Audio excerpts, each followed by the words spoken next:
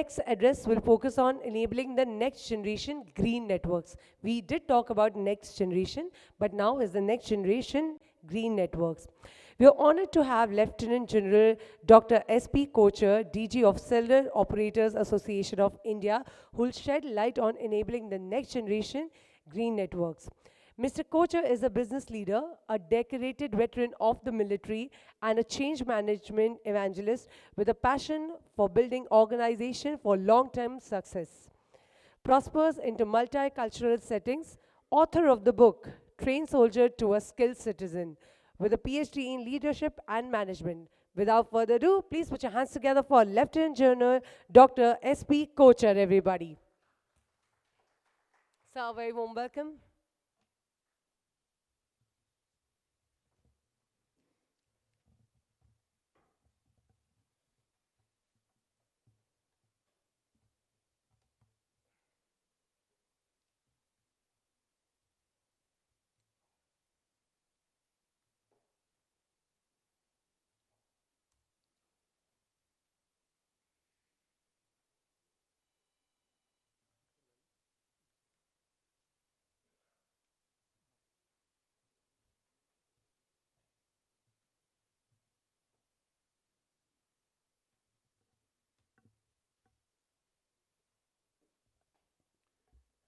Good morning, ladies and gentlemen.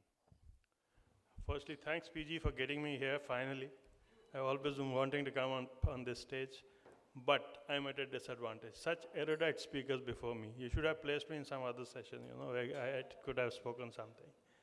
I was wondering why this topic has been given to me. Is it because I was wearing green for so many years?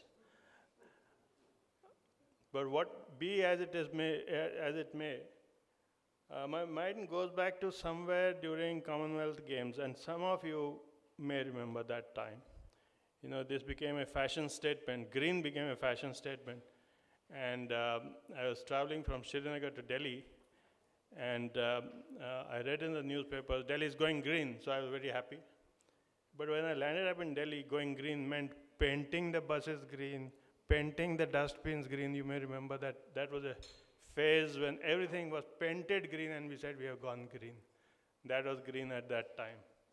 Going green now, of course, has a different meaning, and Sham made the situation easy for me by saying roti kapda makan, and one of the pillars was power. And power is playing a very important role, as he mentioned. So what is ahead? What am I going to talk about? So when this topic came up, so I sat down with my colleagues and we started discussing what is there to speak about in this. Is it non-conventional energy? Is it only solar panels? What else are we going to talk about? When we dealt deeply, we found that there is a lot to talk about. And again, my previous speakers have laid the foundation. They have said that how much data is getting generated. And for every data that is being generated, our carbon footprint is increasing. Our costs are increasing. So therefore, green becomes center stage and it becomes very important. Next. So what are the benefits of going green? Some of the obvious benefits are environmental benefits, adhering to the Prime Minister's vision, adhering to the SDGs of the United Nations, and of course, for the industry, there are economic gains. It will lead to innovation. It will also lead to greater employment. It will lead to entrepreneurship, and a lot of things will be good for the overall health of the country, for the overall GDP of the country. Just to give you an estimate, the US is expected to surpass $2 trillion investment in green energy by 2030. And this is against 6 trillion world over. So with India's population and with the manner in which the previous speakers explained the way networks are expanding, you can imagine how much importance is going to be given to green energy in the coming years. It is going to be a big investment area, it's going to be big R&D area, and there are going to be cross-cutting technologies which will flow from maybe automobile to telecom, telecom to automobile. I'll be touching upon that subsequently. Next. The major power consumption components, it is necessary for us to see the major power consumption components of the telecom networks. If you see the slide on the figure on the left-hand side of the slide, you will see that maximum power consumption is by static elements. But that is not to say that the mobile elements, even a handset which is in our hand, does consume power and does increase the carbon footprint. And that is where we have to harness it. That is where we have to see opportunity. And if you see on the right-hand side, the graph shows you the energy consumption by each component in a single BTS site. And not very surprisingly, the major power consumer is the radio. And that is where the focus should be. So the purpose of this slide is to show that it is not only the government and the regulator who will help us use green energy, but the industry itself has to focus on this. There are a large number of components within the industry where it will be to their benefit and to the benefit of the telecom vertical itself that we focus on green telecom. Next. So why do I say that? What is increasing the carbon footprint and where we can conserve the traditional energy, conventional energy? Software-defined networks and radio consume more power than hardware-defined. Distributed data centers, Shyam mentioned about it. If you're going to the edge, we are bringing a carbon footprint nearer. Edge computing goes with the same logic. Multiple spectrum streams and complex handling. So every compute consumes power, and therefore the power consumption increases. And with AI coming in, with 5G increasing the number of computes, and if you look at it from the power generation point of view, 5G is going to be a power guzzler. And as we go into 6G, this is going to increase further. We can reduce energy costs by at least 15 to 20% in 1 year. These are the surprising facts that we brought out. And the radio access networks consumes up to 70% of telco's energy consumption. This is the largest source of electricity for mobile operators. And this is a prospective target for green improvements. And transition to 5G, and I'm directing this to Shyam, can be up to 90% more energy efficient if we go into green energy, and it is possible today. Next. What are the technologies which are in practice today? Submerged data centers.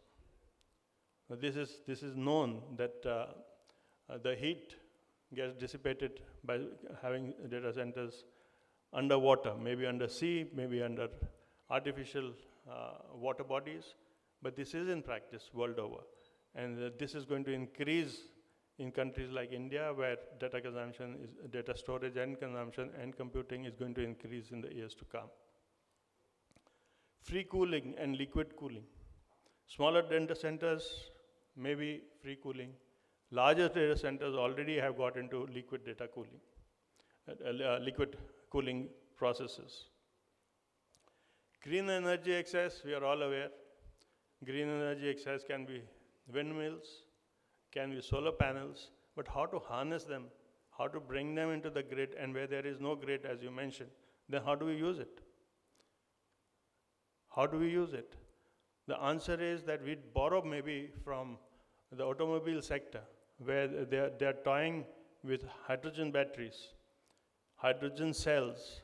Maybe we can use that with our towers, where the infrastructure is not so good. We can generate energy by whatever means, wind energy, solar energy, store it in hydrogen cells, and use it for telecom networks.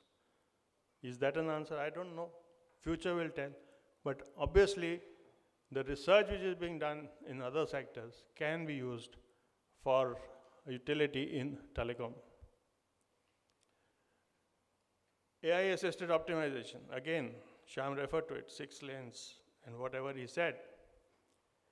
AI-assisted optimization, for example, graceful degradation. If the cell sites are not being used optimally, why should we keep it at full power throughout the 24 hours? We can do graceful degradation. We were doing it earlier also. Even in the army, we were doing it in a grid, but we were doing it manually. Now we can do it AI-driven, and therefore we don't require manual intervention. Lean frame structure. This is a new concept which has come up, and this also helps in power consumption. Next. What does the industry want? The industry would require policy and regulatory support to be able to adopt the best practices. Government is aware of this. A lot of initiatives have been taken by the Indian government, and that is helping the telecom industry. When the government takes a decision, it is not possible for them to take a decision solely for telecom, and sometimes it doesn't gel with our distributed cell sites. So therefore, they make amendments. They aggregate cell sites and bring us within the ambit of the benefits that accrue because of green energy. This is what they've done recently. We require on-ground implementation support. Pawanji will bear with me when I say that the federal structure of India is a bane in one manner, because whatever the central government says does not find full implementation in states. In ROW, we've seen that. In power distribution, we've seen that.